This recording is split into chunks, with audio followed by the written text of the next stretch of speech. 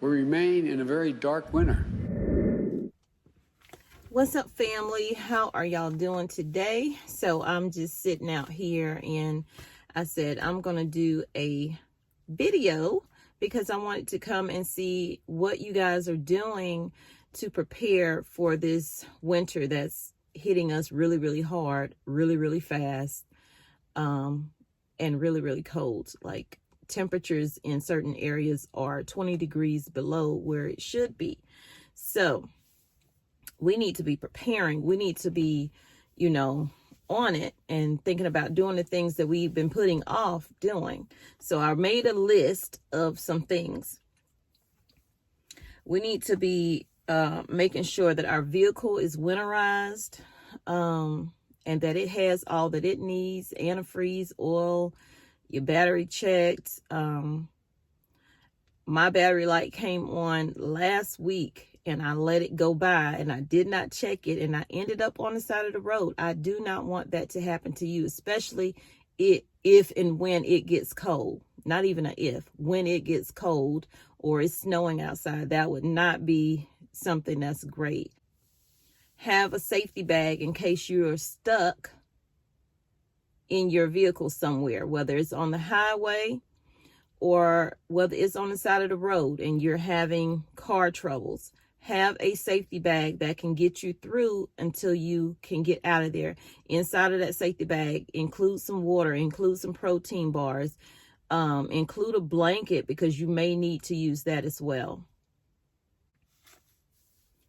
Also ask yourself, do you have enough food for your home in the event you cannot get out due to severe weather or due to possible lockdowns? Do I believe lockdowns will happen? No, I don't. But what I do believe will happen is we will have a continuous amount of empty shelves to the point where it's not going to be a reason to open up the store, or we're going to have a lack of employees where that store will not open. And that has happened over the summer. Have you walked around your house and checked to see if it needs to be winterized? Whether you have exposed pipes that might need insulation, whether you have a leaky anything around your house. Check those things out now before it gets cold, before the temperatures freeze. You don't want that issue. Having extra blankets is also important to have within your home. Figuring out whether or not, if your heat goes out, how you will have alternate heat and how will that heat your whole home, or do you need to section off a part of your house and then having the things you need in order to close off that certain room to keep that heat within, whether it is the plastic sheeting that you can get from any hardware store or big box store. Making sure you have enough hats and gloves and scarves just in case you have to bundle up in your house. We just don't know what this weather is going to do. It's been very unpredictable this year. That way, when you are shut off in certain rooms, you can still stay as warm as possible. Make sure you have all the fuel that you need to heat your home, to use for cooking, whatever you're doing at your house. Make sure, and you're using that equipment, make sure you have enough supplies to keep that equipment going. Also, make sure you have flashlights. If you don't have flashlights, try to get some. Also, you can use those solar lights. You can put those outside during the day, bring them in at night and use those. Sit them in cups or glasses. And if you have kids, they love it anyway, so they're less scared. And if you do have those flashlights or any device, make sure you have ample batteries for each thing that you have. That's something that I have to get more of. I do not have enough. So I know my weakness there. So I will be going out and making that one of my payday prep. So also start focusing on being prepared for any situation, whether you're having to stay in your home in the middle of an emergency, or if you actually have to leave your home and bug out. So do you have what you need? Do you have your go bag put together with all the things that you would need in it that you use for? I can't really tell you everything you need for your go bag because you have to cater that to your specific household. But make sure you have that ready to go. Make sure you have great walking shoes in case you got to trek somewhere. And now would be a great time to try to increase your walking. If you're out walking now, to increase your time so that your stamina is there in case you have to go a long distance of walking. Communication. Do you have proper communication?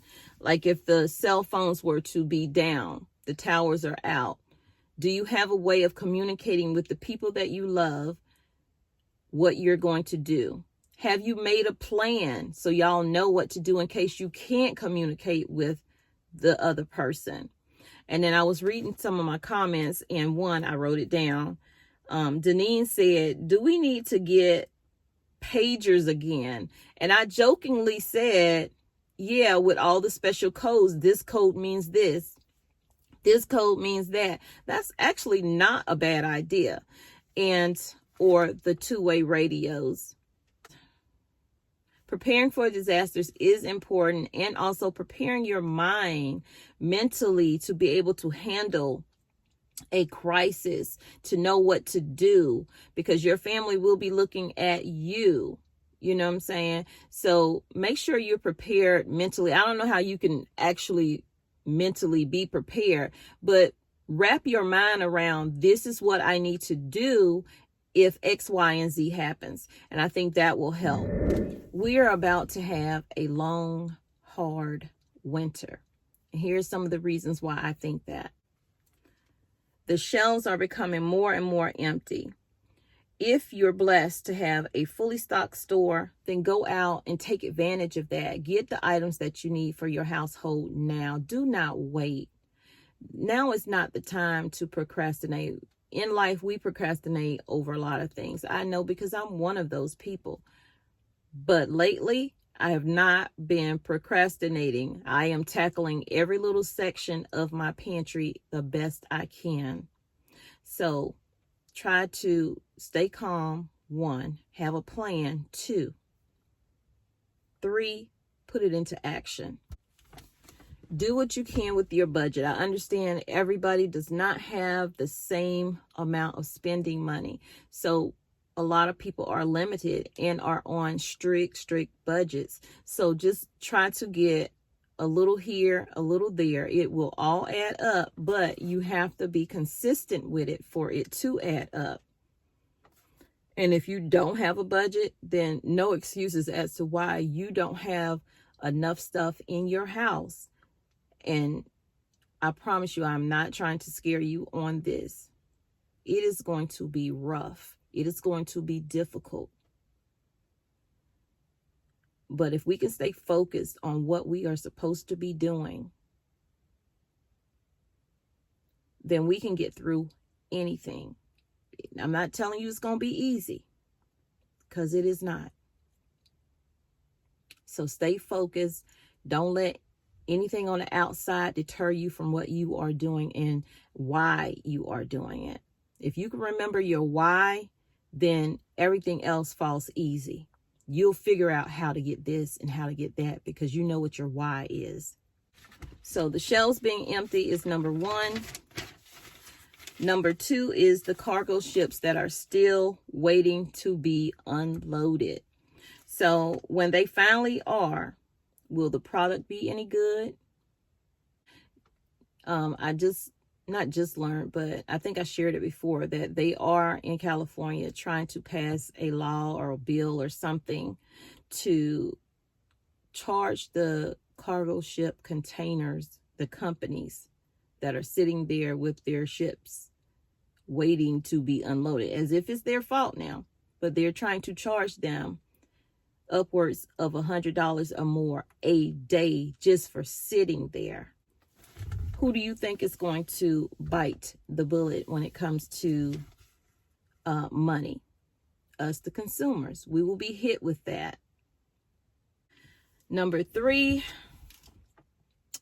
is The truckers, the truckers, the truckers. Y'all know my husband is a trucker. And I apologize for the light going in and out, but we're using God's light. So the truckers are taking the heat for empty shelves and deliveries not making it there. That's partly true. The real truth, though, I believe, a lot of truckers are at the ports in California and in Houston. And my husband's friend was at the Houston port, and he said there are a bunch of trucks there, lots of trucks waiting to get into the port. There is a long line. He had to wait almost in upwards to 3 hours just to get into the port. Then he had to wait another 2 to 3 hours just to get loaded. Then he had to wait an hour or two just to get out because the lines are just that long. And so that's part of the delays. It's not that the truckers, you don't have enough truckers. In some cases, you might not, because some older, senior truckers have retired because they're being hit with so many different fees and taxes. But they still have an abundance of truckers out there. It's just them waiting to get loaded in certain ports. It's not every port, but certain ports. They are waiting to get loaded. And they won't tell you the whole truth and nothing but the truth. They're going to tell you what makes you feel good. That's what the news is trying to do. Tell you stuff to make you feel good. Tell you stuff to sometimes scare you into submission and doing what they want you to do. And then I was reading another article, and some of the reasons that the truckers are having to sit and wait is because they don't have enough chassis to go underneath of the cargo containers that help roll it. They don't have enough of those. Now, when I said that to my husband, he was like, but they had a bunch of them last year. He was like, when I went to the port, when he was making those kind of loads, he was like, they had a ton of them. I said, well, maybe things have changed because a lot of people are now saying they don't have enough chassis. So what the excuse is, I don't know, because they keep changing it up to fit whatever narrative they're trying to fit out there. Number 4 of the reasons why I think, this is going to be a really, really difficult winter, because it's been a difficult year, honestly. And I just want to say thank you, Jesus, for helping us make it through it this far. So there have been shortages of diesel fuel in some states, to the point trucking companies have been sending out emails to drivers. And I'll post one in here. I did a whole video on that if you want to go back and look at that video. My husband received this email from the company that he's working through. He's a owner operator. He has his own truck, but he leases, himself out to different companies. So the company sent him an email just letting him know that in this particular area, they are having a shortage of fuel. So go back and check that video out if you have not. But the cost of regular gas is even going up. It's almost to the point where it's up there where the diesel fuel prices are, and they are extremely high. So I've seen places where gas is around $3.39. I've seen places where it's $3.19, and I've read some of my comments, and it's even more than that in other areas. So try to get all of the fuel that you think you're going to need. Be safe in storing those items, though, temperature wise. So monitor that and how you're going to store it, how you're going to cycle through it, because you don't want the fuel to get old or anything like that, whether you're going to add any gas stabilizers, any of those things. Also, like, we use propane here at, this homestead. So they came to fill it up the other day. Our tank is a 300-gallon tank. We were down to 25 gallons when they came to fill it up. So they filled it all the way up, gave us the little receipt, bill, whatever. and it was $956 to the next. They only fill up like once a year. So it was $956. That is insane. They were charging $3.24 per gallon. So number 5 is, I received an email from a business letting me know that it is believed that in the next 6 to 12 months, things are predicted to get even worse. And you know what I'm talking about. They are saying that it will be different from the one that's already floating around here. None of the medicine that you've taken will work against it. We won't go back to mask mandates and lockdowns. We won't go back to those things. That's what this email was saying from a business. But there will be possible forced curfews. You remember how they did it in the beginning? You couldn't be out after a certain hour, like that. That there will be martial law. There will be forced quarantines. In essence, maybe copying what China is doing with their citizens in the forced curfews and the forced lockdowns and the forced quarantines. You know, who knows? No one knows what this GOV is going to do. So whether it's true, this email, or not true, I'm going to focus on preparing for the worst, praying for the best, and trying to stock my home with all that I need, or all that I think I need. Well, we need. When I say I mean we. All that we think we need. Because my husband is definitely 100% on board. We are behind on putting this prepper pantry together. We've put the floors in. We've painted. He hasn't gotten to the shelves yet because once we did the flooring down there, we had to start on upstairs and getting that renovated. I'll have a video on the downstairs and what we did, as well as the upstairs and what we did. But he's definitely going to build my shelves. Those black shelves that I had in that video, I'm not going to use those as a permanent way of storing my food. I cannot. They are not sturdy enough to hold all that I want to hold on those shelves. They can do the job, but eventually they will give in. I will have to put brace on them, put wood, on them, like these the shelves, and wood to go up like that, just to keep it from buckling. So I rather just store my paper products and things like that, my toiletries. I would rather store those things on those shelves than to store my actual canned goods and stuff like that on those shelves.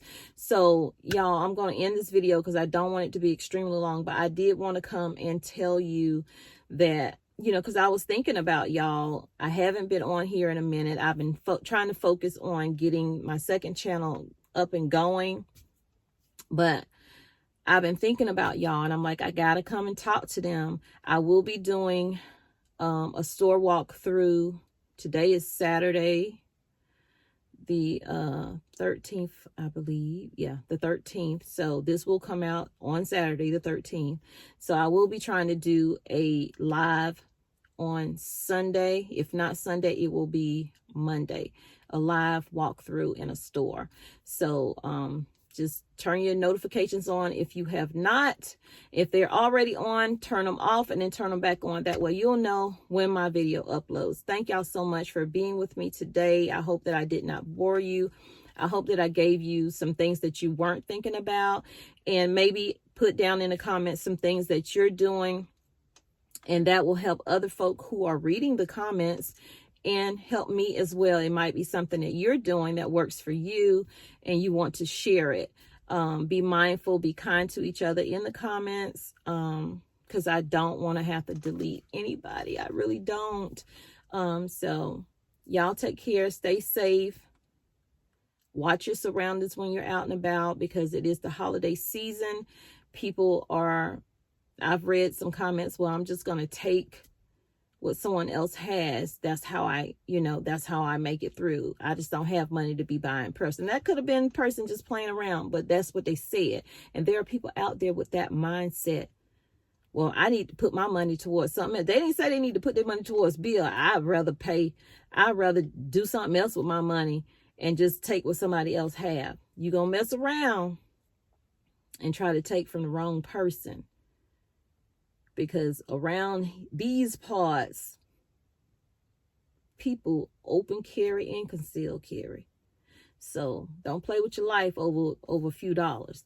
So be mindful what you're doing, where you are. Don't always drive the same route. I never drive the same route because, one, I'm trying to still learn my way around. And once I learn something, I go on to the next. But I love you, but God truly loves you more. He created only one you. Be the best you that you can be. And when you are, you can go out and spread God's love. Peace, love, and light. Thank you for joining Tommy Bites Homestead. Bye, y'all.